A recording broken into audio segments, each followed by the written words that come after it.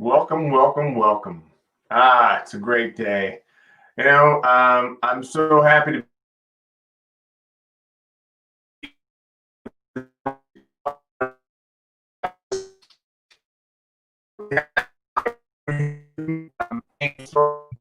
Unfortunately, he's unable to join us today. He's under the weather and just not feeling great, so he's going to hang out at home today, and hopefully he'll be able to tune in and see what this is all about from a different perspective.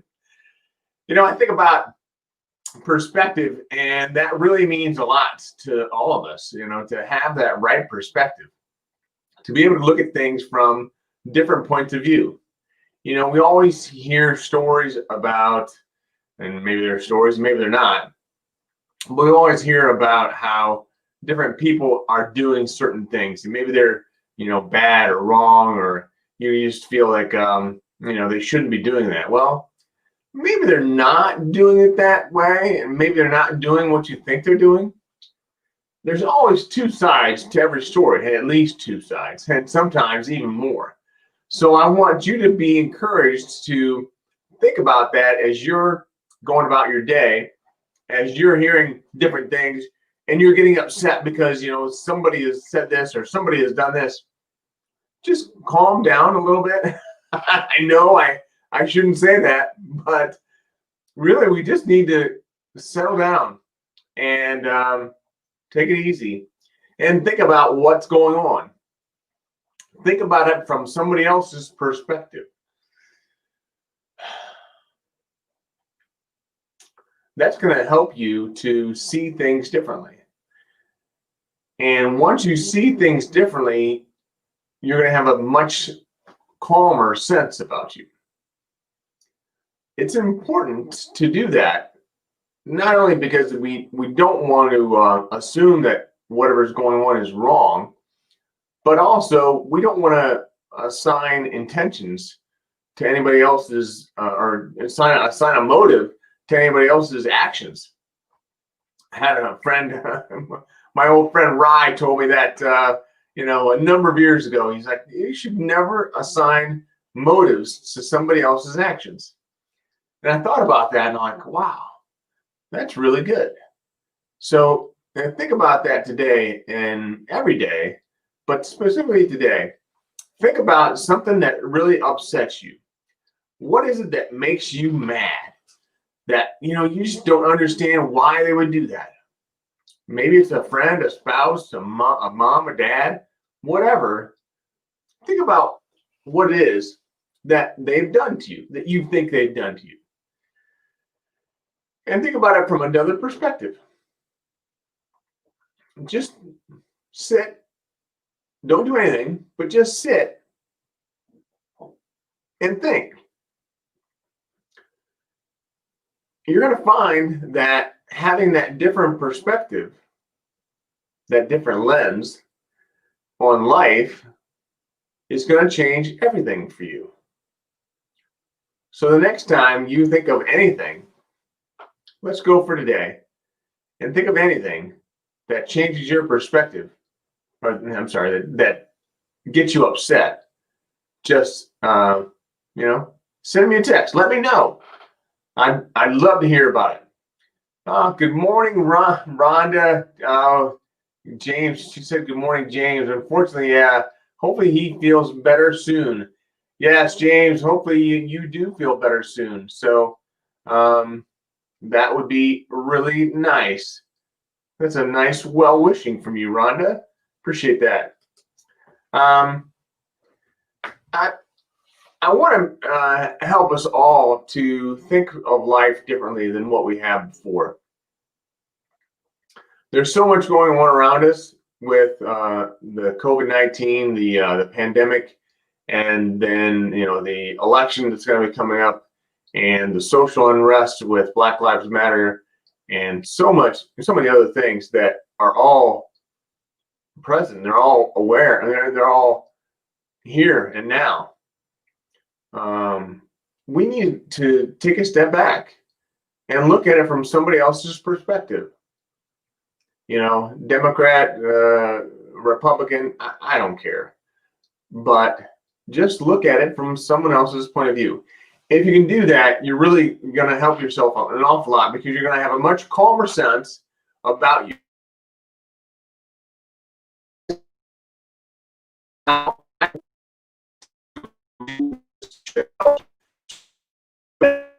My perspective, it isn't always the right perspective. I want to look at it from your perspective. I mean, it just tickles me that Rhonda said well wishes to James. How does she know James? She knows him through this show. And I think that's really, it's cool, yes, but it's awesome, because we're bridging gaps. We're bridging gaps, and we're changing people's lives one at a time with a new perspective. It's not me. I'm not doing it. I know who's doing it, but it's not me. And I just got to tell you, I'm just a happy part of it. I'm a cog in the wheel. And if I can be a cog in the wheel, man, I'll do it every time. But thank you all for joining us here today. We do have a show lined up. I talked a little bit with James yesterday, and we were going to talk about his dog, his dog Hazel. He has a partnership with Hazel, and he relates it to his partnership with God. So I think that having James on, hopefully next week, hopefully he'll be feeling better. But having him on with Hazel, I think that would be great. So let me know what you think about that. If you'd like to see Hazel come on, she is a beautiful French. No, I don't get this right.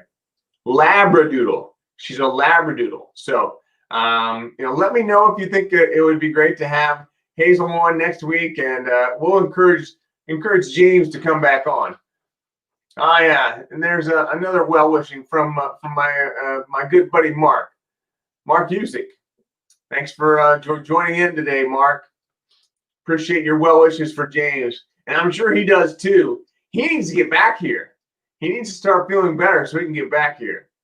But anyway, I had a couple of questions that I was going to ask James. And I think I'm going to hold some of them, but I still would like to ask the questions of you. So, I think about what he is going through and what I've gone through with everything, and I think about how important it is to be able to understand that you need to, and that we all need to, be able to reimagine our life. So, in my keynote, I talk about how important it is for us all to understand that and the words of my grandma, she said, Brian, because I was complaining about how I had just had surgery. It was the point where I had a shunt put in when I was 10 years old. I had to be pulled out of football camp. It was very traumatic. So life without football, I mean, those words were way ahead of their time, about 40 years. But life without football, much like we have life without football now, I didn't know how I could go on. I didn't know what I was going to do. So she said, Brian, life is going to turn out differently than you planned. So don't be afraid to reimagine your life. She went on. She said, find out what makes you unique, and then use it to make somebody's life better.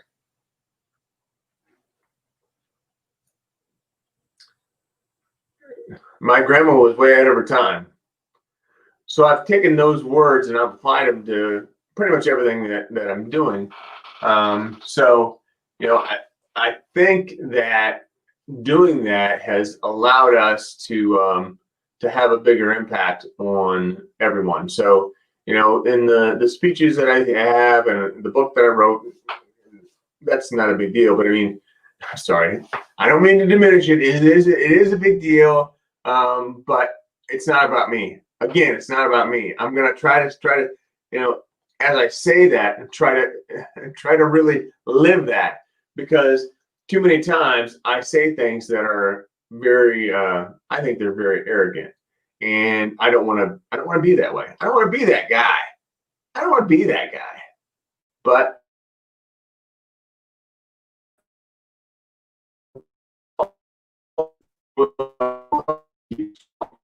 and help us to stay humble, because that's who we are.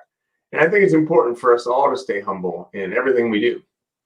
I told you I wasn't going to ask the questions that I had laid out for James, but I'm going to ask him. Well, I'm going to talk about them a little bit anyway, because I think it's important for us all to understand, that well, I'll just read the questions and we can go from there. So the first question that I had for James was in regards to his relationship with Hazel. So I think that one we'll save for James, because I don't really know Hazel. I'm sure she's a great dog, but I don't know her. So the first question that I had for James was, I want to know, what's his story. I don't want to assume. So James's story is very unique to him, and I'm going to let you tell it, or I'm going to let him tell it to you. But I'll tell you, my story is one where I think most people on the call here today, so far anyway, they know it. But while we're thinking about that story, do me a favor, and if you're watching on live, just put in #live and where you're coming from, where you're living. So that would be helpful to give me a better idea of the viewers that are out there. And then if you would also, like I said, put in where #live, and where you're coming from, not hashtag where you're coming from, but then also hashtag, if you would, #replay if you're listening to this on replay, and then where you're listening in from. So that would be great if you could do that. I would appreciate that. But anyway, so my story, it's a very long story, but it can be a very short story. And part of this is my keynote address, which again sounds arrogant, but I don't mean it that way. I was born and raised on a tomato farm in Northwest Ohio. When I was 10, I had been given the opportunity to go to a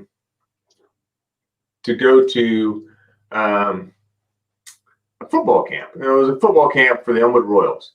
So the Elmwood Royals was my football team, and I wanted to be able to be an Elmwood Royal someday. I wanted to have a chance to wear that jersey. I've always thought how cool it would be to be in uniform and to have that jersey. So, and there's Mark, and he's in Wisconsin. That's impressive, Mark. I had no idea. Oh, I thought you were on vacation. Oh, okay. So I've seen some of your posts on Facebook. That's cool. Anyway, so I had a brain surgery. Whoa. Back up. So I had this problem where I wanted to go to football camps, but I had some issues. Didn't know that I had the issues, but after day 3 of football camp, everything just went black. And I was rushed to the hospital. They determined that I had hydrocephalus, and they put in a shunt the shunt drains my excess adrenal fluid from my brain to my abdomen. I have it still, even to this day. It's on the other side, so it's right here. But yeah, so having that put in, it was great because it relieved the pressure from my brain, because it was giving me a headache. But it also meant that I was done playing football. Wow. So done playing football at the age of 10. I was just mortified. I couldn't believe that had happened. So I think it was right before my 5th grade year. Some of you might remember that. I came in with a shaved head. I used to have curly blonde hair. When I grew back in, it was more straight and it was brown. I don't know how it happened, but anyway, so had the surgery to have the shunt put in, and then I wasn't able to play football in the next 43 years. Pretty much okay. But I also had some great times where I met and married my wife Connie. Had 3 children that are Grant, Colin, and Jess. They're all wonderful kids. They're doing very, very well. I could talk about them all day. But anyway, it was March 3rd of 2011 when I was on an all-day training session in Cleveland. I'd driven myself up there by myself on March 3rd, and had the session. Came home that night, and when I came home, something was not right. So I had to stop a few times on the way back, and I'd call Connie and say, "Hey, I don't know what's going on. I'm just gonna try to get some rest." Well, I'd get frustrated because I couldn't go to sleep, and then I'd get back in my car or get back on the road and drive home. And I'd stop at every rest stop. It was a long ride home. But anyway, when I got home, I just went straight to the couch. I didn't even go upstairs because it was late and the kids were in bed. Connie was in bed, so didn't want to wake any of them. So I laid on the couch, woke up that next morning, and when I did, everything was dark.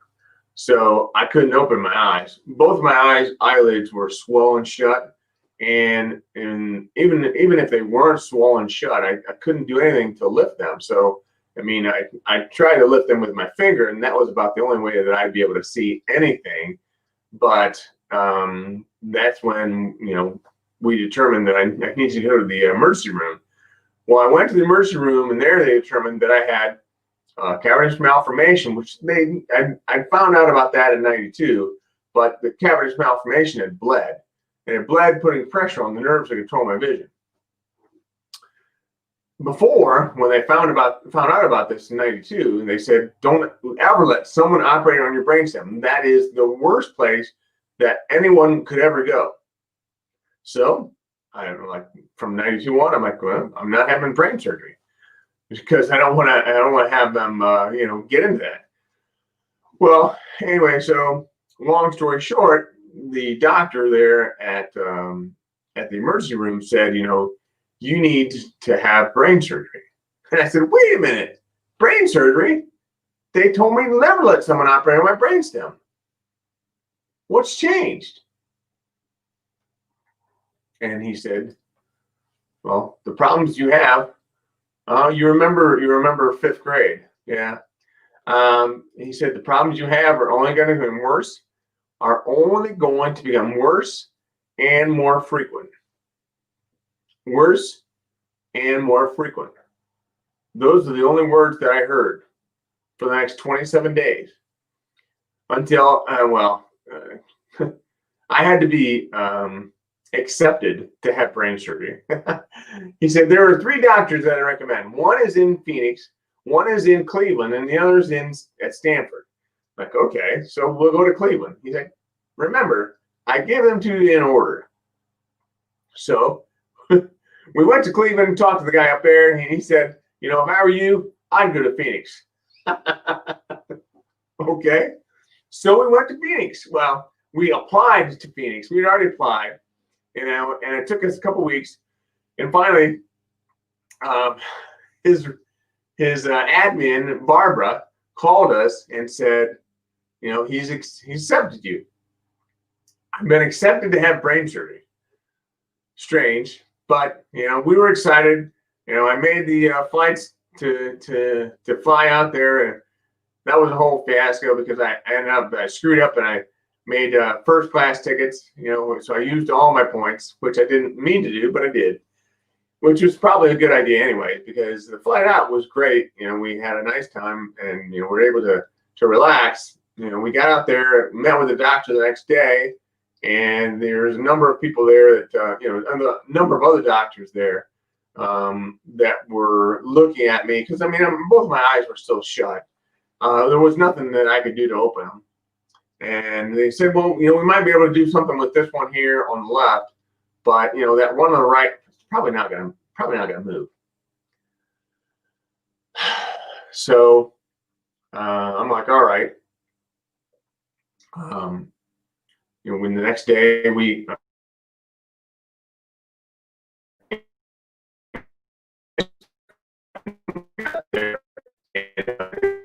the doctor after surgery, I don't know, it was 2 or 3 hours.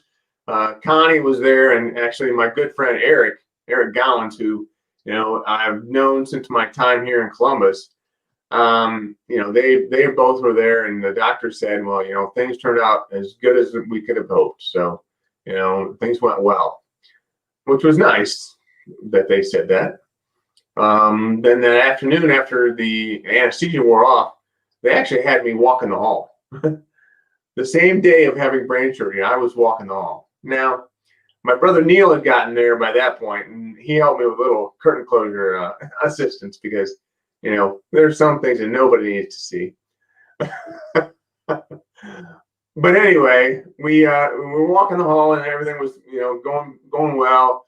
I got up the next morning, and they said, you can be discharged at noon today. What? They discharged me at noon, and they didn't want me to get infected. And Connie and I, we had reserved a hotel. Actually, my friend Eric had gotten us a hotel room with his points to stay out there at the Fairfield Inn in Phoenix. So we stayed out there for another 6 days, and flew home. They had given me a bunch of Percocet, or prescription for Percocet, and I didn't want to take it because I just didn't want to be on pain meds. Well, I was nervous about the flight, and so I said, I'd like to start that Percocet now. So Connie gave me a couple Percocet, or a Percocet, and we got on the plane. That was a bad idea. So when you're moving around too much with having taken Percocet, you get an upset stomach. So, it was just not a good flight home. And the entire flight was not good. Anyway, so got home, still didn't understand what was going on with the Percocet. So I had a few days of that, probably a week. And finally we determined that, the Percocet was why I was getting sick. That was probably the most stressful part of the whole thing. I shouldn't say that. The whole thing was stressful. But we came home, I just wanted things to get back to normal. So, there's so many people that are probably hearing the story for the first time. I'm leaving lots of little bits out, but you get the idea. So I came home, wanted to get my eyesight back to normal, thought, I'd have this, I'd go see an ophthalmologist because they told me that there was nothing else from a brain perspective that they could do. So my ophthalmologist was, hopefully going to solve everything for me. I went to one, it was not good. Went to another one, he's like, oh yeah, we can help you. So, try to get my eyes straightened out, and they move the muscles around on my eyeballs because I have an image up here and I have an image down here. So they were going to move my muscles around on my eyeballs so I at least have one image from forward on gaze, and then they would move them for this, and they would really be good, at least from a forward on perspective. Well, it didn't work. So there's lots of stuff that went on, and just got to a point where I didn't give up, but I'm like, okay, so this is the new me. While I was going through this, I met, it was probably 2 years after I had surgery. A good friend of mine, Bill Brown, recommended that I go see a guy that was an author and a coach, a leader, and just talk to him. So I did, and had a good conversation. And the guy was very, very encouraging, very hopeful, really nice. His name had been Kerry, not Kerry Allian, but Kerry Oberbrunner. And he had just written this book called The Deeper Path. And The Deeper Path was all about understanding your purpose. And that's when I became to know my purpose. So going through that process, at that point, I was still in IT sales. So I still sold computers and whatever else for large companies here in Columbus. But once I knew that I had a purpose that was bigger than that, I really just wanted to go forward. I wanted to quit my day job and do this full time. Well, that didn't work out that way. I was not ready for that from a financial perspective.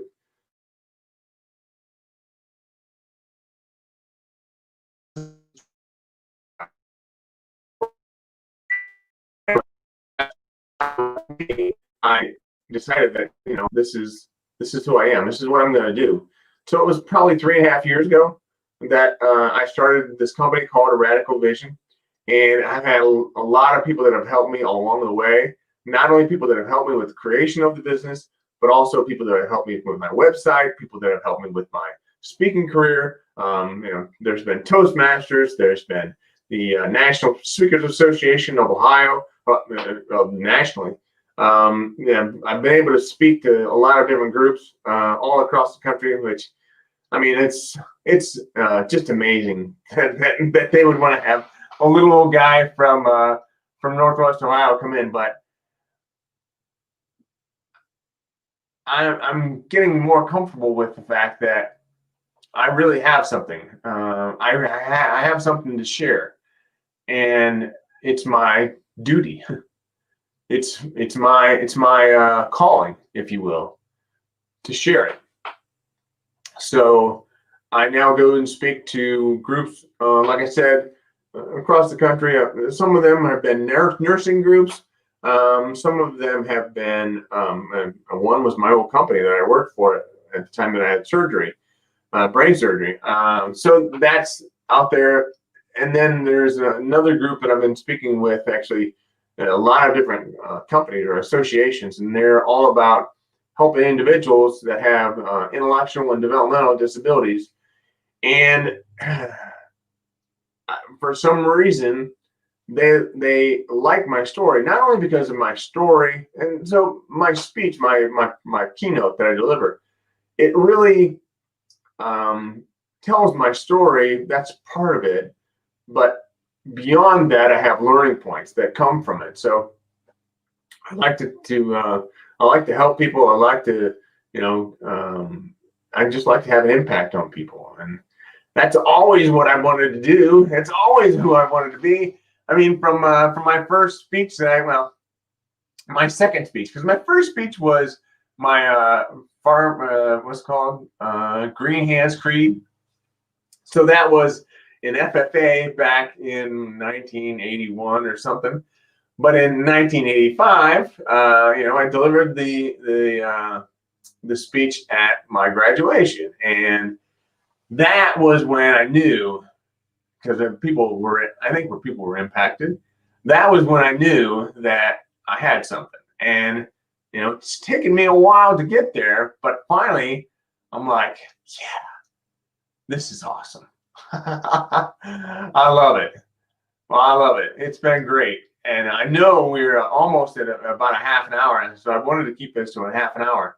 But we'll continue to talk more about, my story and how I can help people, how I can help you. There's a website that I have, a membership site, so you can sign up for that if you'd like to. Follow me on Facebook, follow me on LinkedIn or YouTube, whichever. I'm just so glad that you're here today. So glad that you've tuned in to listen to my story, my stroke of genius, because we all are geniuses. We all have the ability to keep. What's this? Chris says you're getting your age away. Yeah, I know. Sorry, probably the gray hairs might have something to do with it as well. It's a good thing I'm not thin at all, but that's all right. I'm just happy that it happened when it happened. I didn't know that it was going to happen, but we never know what's going to happen. We don't know what our timeline is. We don't know when we're going to be taken from the earth. So let's keep doing what we're doing. Let's keep making an impact on people. I hope you have a great day, but I hope you share this message. Share this video. Share anything. Share anything of good news with other people, because they need to hear it, especially today. God bless you all. God bless your time. God bless America. Thank you all for joining. And as always, remember to keep one eye on the road. Thank you.